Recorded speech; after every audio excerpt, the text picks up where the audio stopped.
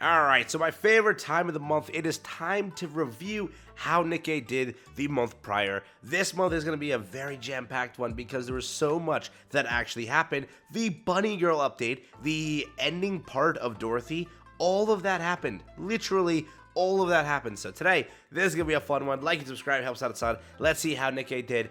This is going to be one of my favorite ones. I'm actually very curious on if they popped off or not. It was Bunny Girl Central. Bunny Girl Central. For JP, I believe that sold a lot. It really did. Alright, so we got the beautiful revenue breakdown over here for a lot of games. Also, I always like to just talk about the other games also, so bear with me on that one. But there are some games that I do know of. This one, which shocked me a lot, this was a game that was talked of heavily, right? And it did significantly drop in revenue from 1.7 all the way to 130, which kind of, that's crazy.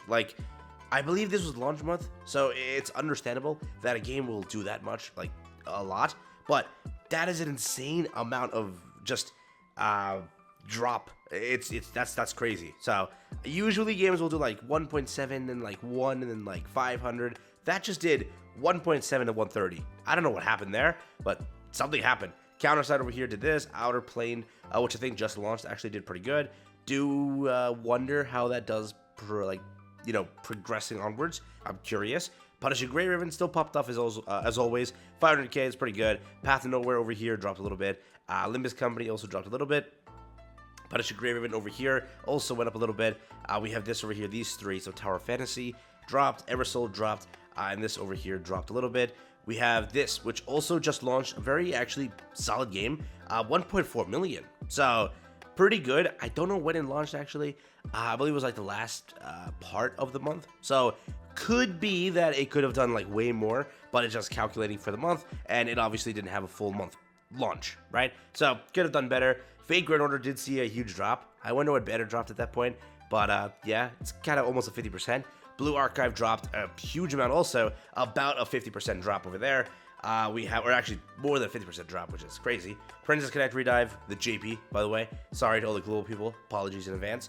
But was it also actually did pretty good. These all went profit, so way more, not profit, but went an increase of revenue. And this one went heavily. Look at this. Damn, Arknights did good. So that's pretty cool. Over here, Summoner's War did a little bit less. Not much, just 4 million, not much. Relatively not much, right? This over here dropped by 2 million, but we get into the territory of games that I know, okay? Games that I play on this channel, actually, right? So, Nikkei did 32 million compared to the 24 million. 24 million to 32 million, okay? Bunny Girls was able to finally show Nikkei a green number over here. It's been a while. We've been seeing red, because it's been dropping, right? But finally, the Bunny Girl update sold. Dorothy plus Bunny Girl Central really did numbers for the game. And you have to think about this relatively. This could have been 40, 50. Could have been way more, right? But Honkai did release. And remember, this is a pot, okay? That pot exists.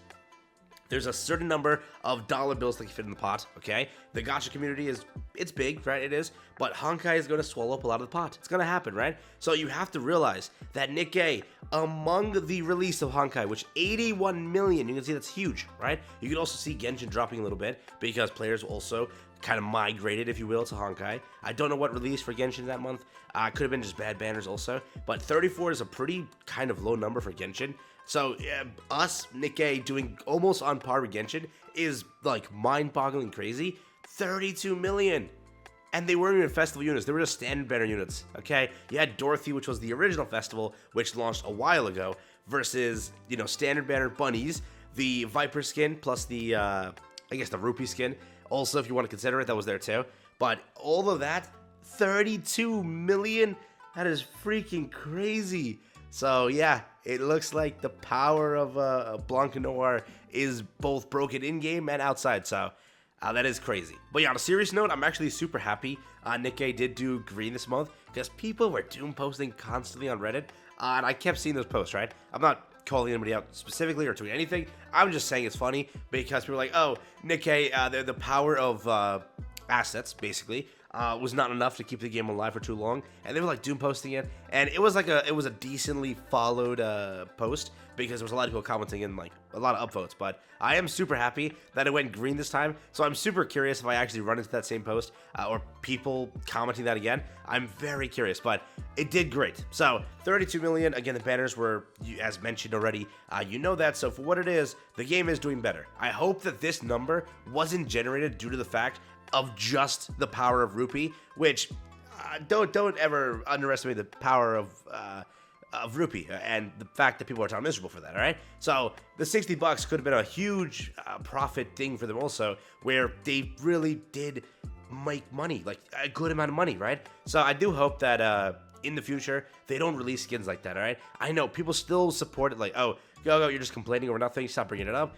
In the future, release the skin for $40, okay? Don't make it in this bullcrap gear, what is it, a gachapon thing, right? Don't do that. Release it for $40, throw some multis in there, go for it, add VFX, okay, special, like, effects and all that stuff to make the character look cool, actual shooting pose that you promised, which you didn't deliver, what the hell, go and do whatever you want, right? Voice lines as you just did, the different standing pose in the lobby menu, do all of that, make a $40 worth skin, and people would buy it if they wanted to, correct? If you look at like Fortnite, right? You buy the $40, you get like a bundle of 3-4 skins, emotes, stuff like that. So make a skin that's super high quality.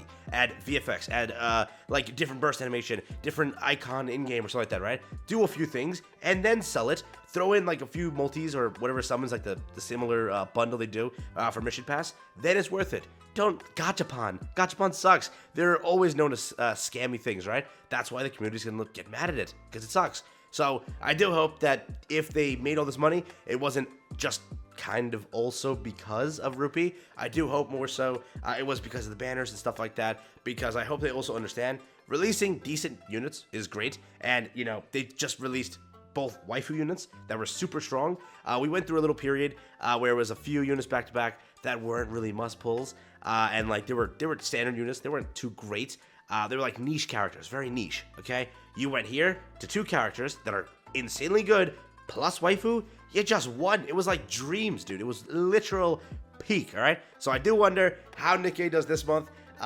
With the upcoming summer stuff and collab around the corner, I do wonder what happens there. We basically actually just ran into the this banner over here, which is Rosanna, which I already know it will not at all do good on revenue due to the fact that people just don't care. PvP is something that a subset of people like, and if a character is limited to that, they say no. They do, right? Jackal, whatever she was, people still skipped her because she was a PvP character.